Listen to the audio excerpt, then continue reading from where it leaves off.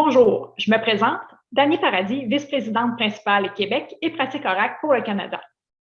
J'ai une formation en système d'information ainsi que le titre de CPA.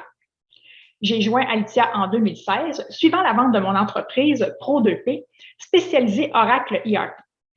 J'ai cofondé cette entreprise en 2006. Nous étions une firme boutique spécialisée dans l'implantation et le support des applications Oracle ERP. Depuis mon arrivée chez Alithya, j'ai eu l'opportunité de relever de nombreux défis. Aujourd'hui, j'ai sous ma responsabilité l'équipe du recrutement, l'équipe de développement des affaires, le service conseil, les pratiques Oracle, agilité d'entreprise, éducation supérieure et la santé. Parallèlement à mes fonctions chez Alithya, j'ai été mentor pour accompagner les femmes en TI et je suis également formatrice pour l'Ordre des CPA pour le volet de la formation continue. L'objectif d'aujourd'hui est de vous exposer la transformation que subit Alithya depuis les 5 dernières années, du mode prêt de conseiller à la réalisation de projets. Pourquoi faire un virage vers la réalisation de projets? Nous avons amorcé ce virage il y a 5 ans.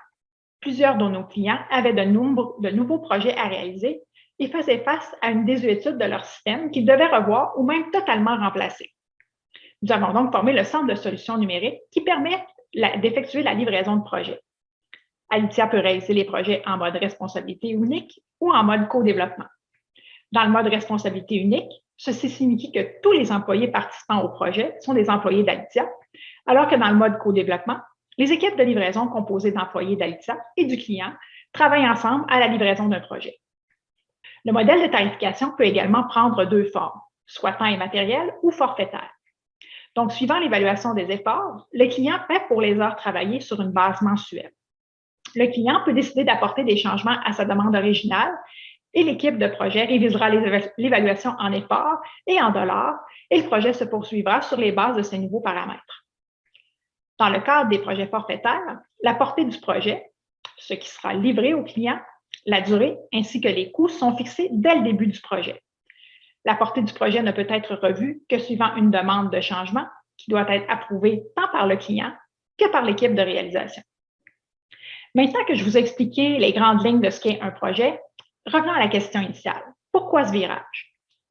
Tout d'abord, le Centre de solutions numériques apporte un élément différenciateur par rapport à nos concurrents. Plusieurs firmes ont des centres de développement à l'extérieur du Canada.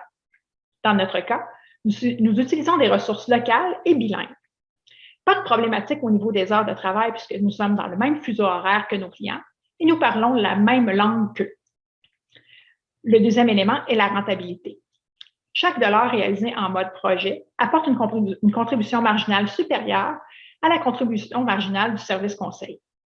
La raison est fort simple. En service conseil, nous travaillons majoritairement avec des grilles de taux préétablies pour 2 ou 3 ans.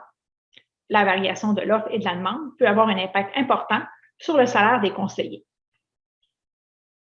Un bon exemple, la pandémie. Qui aurait cru qu'en pleine pandémie, nous aurions une pénurie de main-d'œuvre? La main-d'œuvre est difficile à trouver et les salaires sont en hausse. Nous ajustons les coûts de projet en fonction de ces variables, alors qu'en mode service conseil, nous devons nous en tenir au prix de l'entente.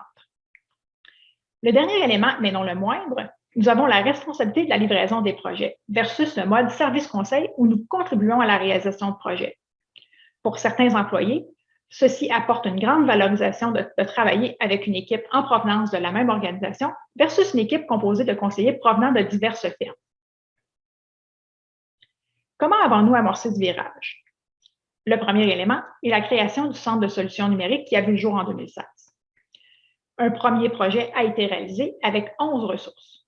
Nous avons proposé à nos grands clients, avec qui nous avons une relation d'affaires établie au niveau du service conseil, de fournir des équipes plutôt que des ressources à la pièce.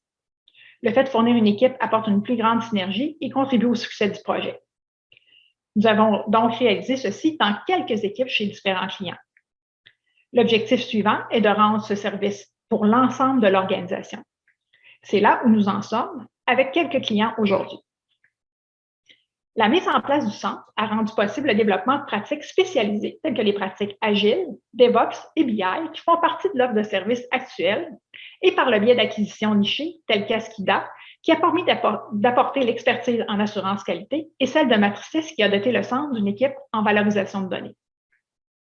L'acquisition de firmes spécialisées en implantation ERP telles qu'Oracle et Microsoft contribue à la transformation du service conseil vers le mode projet. L'acquisition de firmes spécialisées en implantation ERP telles que Oracle et Microsoft contribue à la transformation du service conseil vers le mode projet. Est-ce que le service conseil est toujours dans les plans? Bien entendu. Les contrats de service conseil sont une porte d'entrée chez les clients. Dans bien des cas, si nous n'avons pas d'entente en service conseil avec de grandes organisations du Québec, il nous serait impossible d'obtenir des contrats de réalisation de projets dans ces organisations. Nous avons toutefois entrepris un virage sur le type de profil que nous couvrirons, dans le but de bien servir notre client et de concentrer notre travail dans les profils technologiques. Nous avons abandonné le recrutement de certains postes qui n'étaient pas en lien directement avec les profils qu'Alithya souhaite pourvoir. Nous concentrons nos efforts sur les postes en lien avec le développement, l'assurance qualité, les données, le cloud, la sécurité, bref, tout ce qu'il y a, tous les profils technologiques. Cette transformation a bien entendu un impact sur les revenus et les marges. En 2018, près de 100% des revenus du Québec provenaient du service conseil. Pour l'année financière en cours, les projections sont que 55% des revenus proviendront de la livraison de projets. Nous visons la stabilisation des revenus du service conseil pour les années à venir. La croissance proviendra essentiellement des projets et du conseil stratégique. Je reviendrai sur le conseil stratégique dans quelques minutes. En ce qui a trait à la marge brute totale pour la région du Québec, la croissance de cette dernière est alignée avec la croissance de la marge brute des projets. La croissance du conseil stratégique aura également une incidence importante sur la marge brute pour les années futures. Les prochaines étapes. Nous avons amorcé depuis l'automne 2020 la mise en place de pratiques spécialisées. Ces pratiques visent l'embauche d'experts d'industrie qui seront en mesure d'offrir du conseil spécialisé et permettre à Alithya de se positionner au niveau stratégique dans les organisations. En effectuant l'architecture d'entreprise et le plan stratégique TI, nous serons à même d'aider les organisations dans leur vision à long terme, mais également en mesure de les accompagner de la planification jusqu'à la livraison de leurs solutions. À l'automne 2020, un expert de l'industrie du secteur de l'éducation a joint notre équipe. En avril dernier, s'est ajoutée une experte du secteur de la santé. En février dernier, une équipe de transformation en agilité d'entreprise a été constituée. Cette équipe pourra travailler de façon transversale avec nos experts d'industrie. Pour finir, la mise en place du Centre d'excellence en assurance verra le jour dans l'année financière en cours. Tous les grands assureurs du Québec sont en pleine transformation. La désuétude des systèmes en place force l'ensemble des acteurs du secteur de l'assurance à moderniser leurs outils dans le but de soutenir leurs opérations. Le Centre d'excellence permettra de former nos conseillers dans le domaine de l'assurance, c'est-à-dire d'accroître le nombre de ressources ayant des connaissances dans cette industrie, qui permettra un accroissement de la productivité lorsque nos conseillers seront sur le terrain pour accompagner nos clients.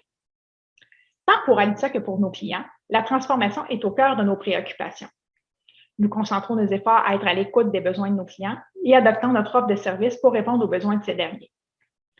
Dans plusieurs organisations, les outils en place ont plus de 30 ans et ils deviennent maintenant un frein à leur croissance. Nous mettrons tout en œuvre pour les accompagner dans cette transformation.